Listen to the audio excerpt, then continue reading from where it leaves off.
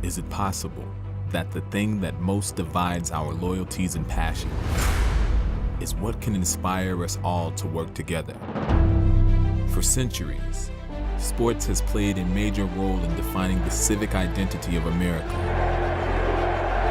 Today, they hold the power and the ability to transform lives. We're not looking for big league players, we're looking for big league people. Ask the city of Los Angeles, who invested their profits from the 1984 Olympic Games in youth sports programs in the inner cities. Two sisters from Compton picked up a tennis racket. The rest is history.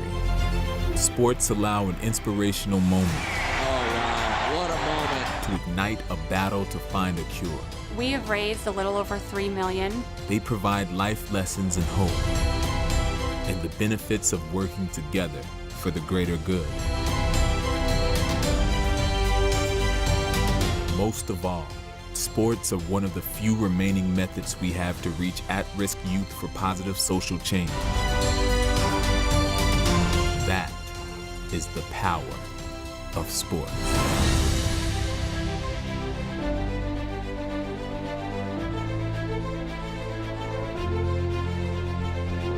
Welcome to the Power of Sports, presented by Group 1001. I'm your host, Rick Horrow. This week's finds us in the frozen Twin Cities of Minneapolis and St. Paul, where Super Bowl 52 comes back in 2018 after a 26-year hiatus. And while more than 30 charitable activities and community outreach events made an impact during Super Bowl 52, we're here to tell the stories of what teams, athletes, and organizations are doing in Minneapolis and St. Paul to make an impact in this region. We'll talk to Vikings Chief Operating Officer Kevin Warren, the highest-ranking African-American on the business side of an NFL franchise. We'll also profile Roots for the home team and their unique approach to teaching a wide range of skills to youth in the area. But we always start out Power of Sports with City Pulse. Let's see what teams in the Twin Cities are doing to make a difference.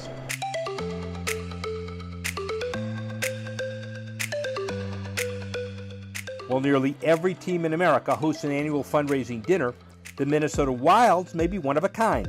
At the annual Wild About Children event, their players get put to work. The guys are at coat check. They're passing appetizers, they're pouring drinks at the bar. They're not just fixtures kind of hanging out at the reception. We really make them work. And I think that's what is part of the charm of this event. Oh, unreal.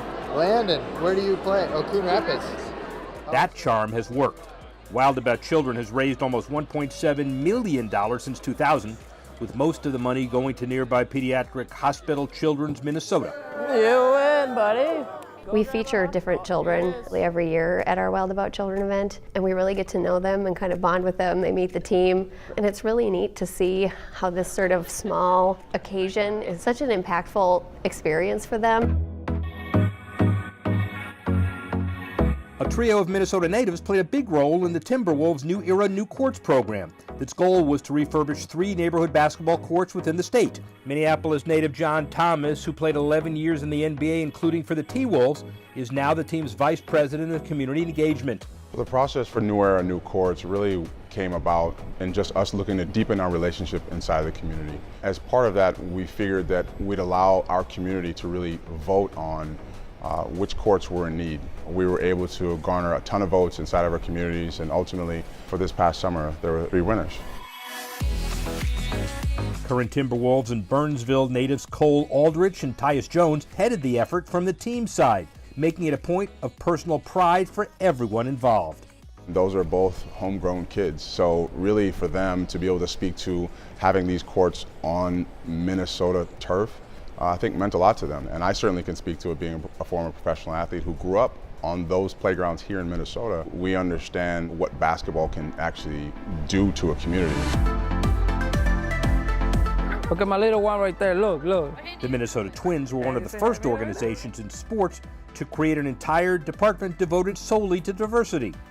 Work is done to build relationships and opportunities for the wide array of cultures, religions, and people that call Minnesota home. One unique concentration is not just on youth playing baseball and softball, but helping them understand the history and traditions of the sports. One thing that we've been working on with our Reviving Baseball in the Inner Cities program, which is part of Major League Baseball, is really getting kids 8 and under to play the game, to just give it a shot, but also helping them to understand the history of it. A lot of the kids that play the game here in the inner city are African American, and helping them understand the history of the Negro Leagues and African Americans who came before them. So it's not just about baseball and softball, it's about telling the story, telling the history of it, and helping them learn where the game has come from and where it's going, and hopefully by giving them that 360-degree view of the game, they come to love it and play it and really use it as a positive outlet for their extra time outside of school.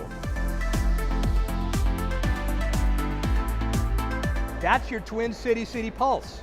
When we come back, we'll chat with the Vikings' Kevin Warren.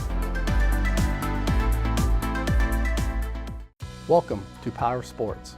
I'm Dan Towers, CEO of Group 1001. Along with our Delaware Life team, we're excited to help share stories of people and organizations who are using sports to connect communities and create opportunities for kids to join teams and benefit from the life lessons learned on the field, court, and track. The power of sports to transform lives is real.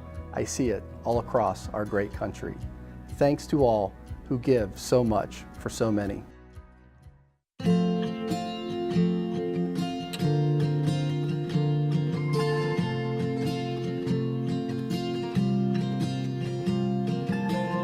Kevin Warren is the highest-ranking African-American on the business side of an NFL franchise. But when you consider his family background, it's not too hard to understand why. Warren's father and uncle were among the first African-American football lettermen at Arizona State. They were regularly told by opposing teams to stay home on road trips because of rampant racism in the South. His father later became the first black president of a bowl game and a vice mayor in Phoenix. His mother, Margaret, was a sharecropper when she was just a teen and eventually earned a PhD. His brother Morrison was one of the first black scholarship athletes at Stanford.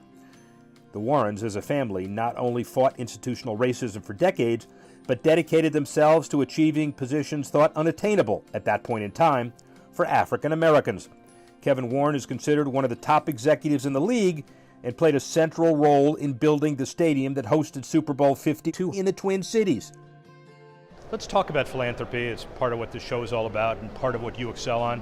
First of all, your family has a history in football, but also your family's had a history of overcoming and thriving. Your mom a sharecropper, your dad and grandpa were involved in football, but talk a little bit about that. Yeah, I mean, my parents, I think because we didn't grow up with much, my parents were both educators and pushed us hard from an education standpoint. We didn't have a lot of financial resources. That I literally have seen the people, used to tell people, you know, seeing somebody give their shirt off their back, I really have seen my mom do that. We were the house that always people knew that they could come to get a warm meal. And even, it's very emotional, even for me at my mom's funeral, a couple years ago, there were people, she had a $25 book scholarship. And there were some of those students that she gave book scholarships literally 50 years ago came to her funeral. And you think $25, you know, you blow that on a lunch, and that's what she did. So I just was raised that way. So fortunately I married a woman, Greta, who feels the same way, and to be able to help kids with backpacks and scholarships. We just did something yesterday with Team Smile, 250 kids where they got a chance to get, dentists came and volunteered their time. There were a couple kids that said, this is the happiest day of my life because now I don't have to share my toothbrush with my brother anymore. There were some kids there who had never had a toothbrush. And so when you start thinking about some of the things that we worry about, you know, did they get the size of our suite right, or all of a sudden our DVD player or CD or Hulu or whatever the case is not working, you know, some of the things we worry about, which room we're going to go take a nap in, and then there's some people that have never had a toothbrush. And so that's kind of where my heart is, and so I just try to use this platform as an opportunity to bring awareness to it and raise money and change lives. You can obviously tell your passion as it relates to all philanthropy. Let's talk about some of the others. Vikings Women, talk about that. I mean, our Vikings Women have been outstanding. You know, we launched our Vikings Foundation this year, which is exciting, and then to be able to pull together, you know, our women. I mean, 3 of our 9 vice presidents are women, and now to be involved with some of the work that our women are doing has been unbelievable. It's exciting to see them really step up. We were at a lunch earlier today, Unsung Heroes, and to see our organization, our women, and all the stuff they're doing. We got them in a scouting department, a salary cap. Our general counsel is a woman. Our VP of finance is a woman. I mean, our VP of special projects at the stadium. I mean, we have them in key positions. So it's just been a blessing to be able to see them and empower them. And I'm looking forward to the day that we have a woman head coach in the league, and woman GM, and again, I work for the only woman owner in the history of the NFL, Georgia Frontier, general partner. So it's been a blessing to be around strong, powerful women. Carolyn's Comforts. Yes. What's that? Yeah, my sister Carolyn, who really helped raise me, she went through a divorce, so moved back home when I was probably about 8 or 9 years old, and her room was right across from my room, and so it was very instrumental in my life. And so Greta and I, my wife and I, made a commitment to really change the lives of people who are battling cancer. And so this is a pediatric cancer assistance fund where they can call and get money. We've already given out over $100,000, over 300 grants. We're having a dinner tomorrow night at our house. And again, so it's been a blessing to see these. When you see these young kids send you notes about they're happy now that they can buy a wig that they wear because their hair fell out, and a little girl who's 7 years old. So we're just trying to, again, change lives. God has truly blessed us. I'm humbled. You know, a lot of times I ask why me, and we just want to give back as much as we can. I'm sure I'm going to miss some, but the program you have for first-generation college students, no amazing. Clothes, Talk about that. Yeah, I mean, again, we want to give people an opportunity. These are first-generation college students who haven't had a chance to go to college. And so they get a 4-year, $5,000 a year scholarship, so $20,000 scholarship that they get for the college of their choice, just to give them a chance. Because these are people that are trying to better themselves. And so we got our first group started this year, so every year we have 4 now, we'll go to 8, 12, 16, and we'll have 16 people in college at one time. So it's been a blessing. They're doing well in school, they're doing good grades. Some of them are at bigger schools, some of them are at junior colleges, but the fact of the matter is they're in school and not on the streets. Any other huge Viking-related / Kevin Warren-related charitable programs I missed? I'm going to do something this off season, which would be really cool, is that I'm going to take 5 Jewish kids and 5 black kids to Washington, D.C. I'm going to spend one day at the Holocaust Museum, one day at the African American Museum, and we're going to sit down and talk about these issues. It's only 10 kids, but I think it'll be the start of something special. You don't have to do this, obviously. You are the highest African American administrative officer in the NFL. Part of it's that, but part of it's you have a good heart. Well, I was raised that way. I mean, my parents always would tell us leave the lights on. So that's what I try to do, just leave the lights on. Ladies and gentlemen, Kevin Warren is the best. Thank you as always. All right, thank you so much. Thank you. Thank you.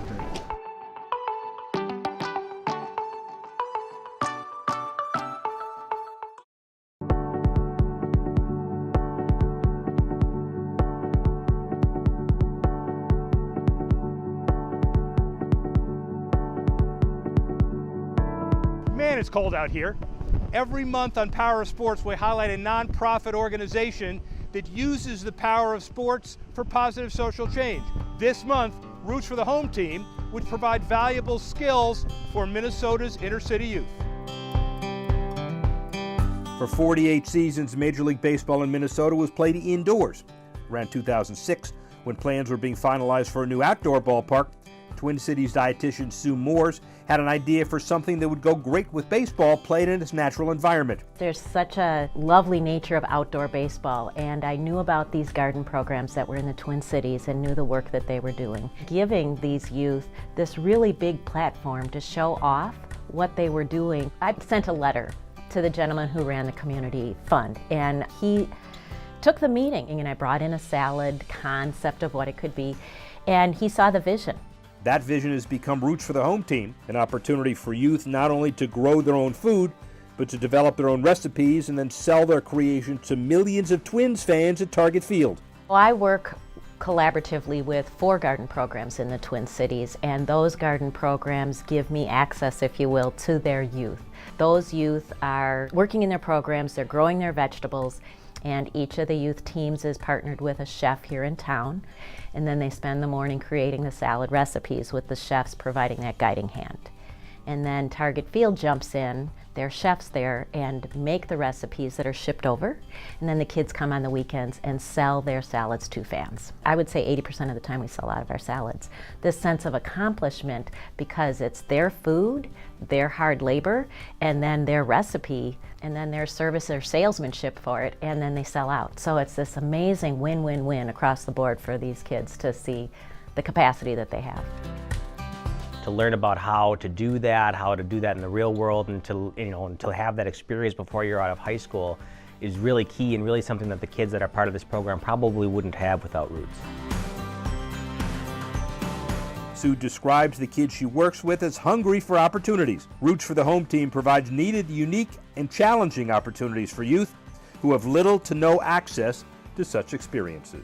To be honest, I'd love to be in every major league ballpark across the country. You know, I came in with an idea and a sense of what we could do, but so many other people pulled together to make that happen, and that's probably been the biggest thing, is to see how much communities come together for the sake of helping kids.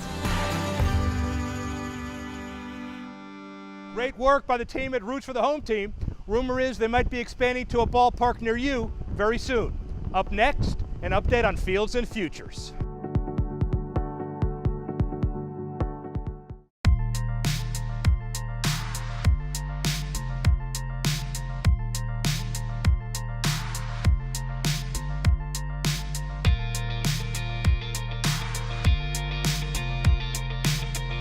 Let's turn away momentarily from the frozen tundra they call Minneapolis and St. Paul and back to Oklahoma City and the program called Fields and Futures, a nonprofit committed to rebuilding 42 inner city athletic fields for Oklahoma's largest school district, believing every child deserves the opportunity to experience the power of sports for themselves. And it starts with a safe place to play, a field to call home. When Principal Adam Jewell left a well-resourced suburban school district to go to an inner-city high school in Oklahoma City, he realized something was missing at his new post: school pride. Here's a story of how a culture of pride and empowerment has regained momentum at historic Capitol Hill High School through the renovation of a baseball, softball, and practice field. And that pride is changing a community for the better. These kids that begin to have pride in their athletic endeavors, that begins to bleed over into other characteristics of their life. Capitol Hill was a powerhouse in the 40s and 50s and 60s and into the 70s. And then things just kind of went away. We're a school that has been noted as one of those dropout factories. We hadn't been successful in athletics in a really long time. You have teams that don't complete a full season. 20 kids go out for a girls' basketball team, but by December, there aren't enough for a full schedule. Kids feel as if there's nobody there that cares for them because the conditions of the field were atrocious. No one's willing to slide into what they don't know they're gonna cut their leg on. And if they stop playing, for them to come to school and to stay eligible goes away, and then they just decide, oh, well, I'm just not gonna go to school today. So we've had to try to change that. And Fields and Futures has played a massive role in doing that.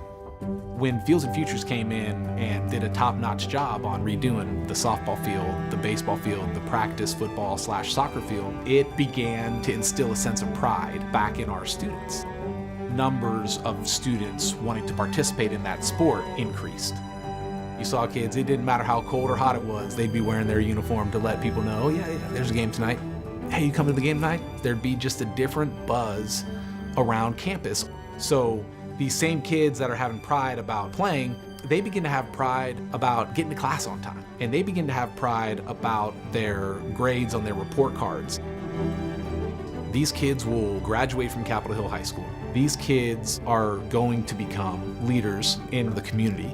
And so that community involvement helps build the pride, and that pride then seeps back into the community. It's just fantastic what Fields and Futures has been able to do.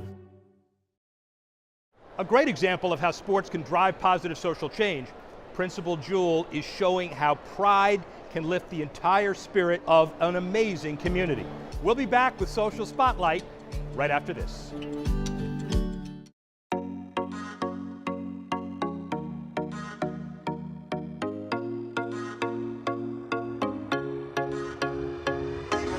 Every month we scan social media channels for the very best of sports and philanthropy. It's called the Social Spotlight, and Dwayne Taylor has more. Thanks, Rick. Since his godson was diagnosed with autism 3 years ago, Astros third baseman and world champion Alex Bregman has committed himself to a range of causes related to the condition. Last year, the Astros happened to be in town to play the Yankees during the New York Center for Autism Charter School's annual baseball extravaganza, so Bregman stopped by to support the athletes. This year, on Valentine's Day, his newly funded nonprofit AB for Odds presented students with special needs at Central Elementary in Angleton, Texas, with new iPads. Bregman views the donation as the first step in an effort to expand awareness and assistance to kids suffering from autism and Down syndrome. At 20 years old, right-handed pitcher Matthew Ritchie can't get into bars near Bradley University in Peoria, Illinois, but he can fly over them. The junior starter not only carries a 3.4 grade point average, but also works as a full-time pilot. In fact, Ritchie is the youngest pilot in the United States certified to fly a specific type of multi-engine jet. He recently flew a customer of the flight center that employs him to New York in the morning and made it back in time for afternoon practice.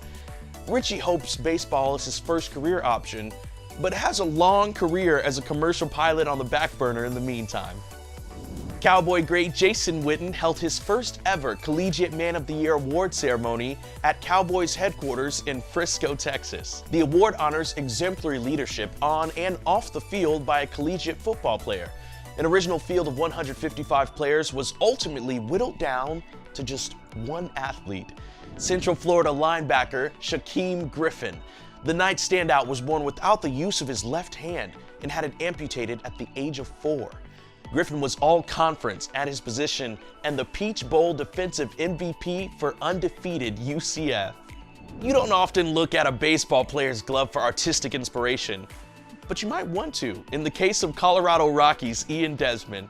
His current custom-designed and crafted glove honors the Salt River Indian community, whose reservation is located very close to the team's spring training home in Arizona. That's all for this month's Social Spotlight. Back to Rick in the Twin Cities. Thanks, Dwayne. Well, that'll do it this month in the Twin Cities, the cold Twin Cities. I'm Rick Horrow. Join us next time on The Power of Sports, presented by Group 1001.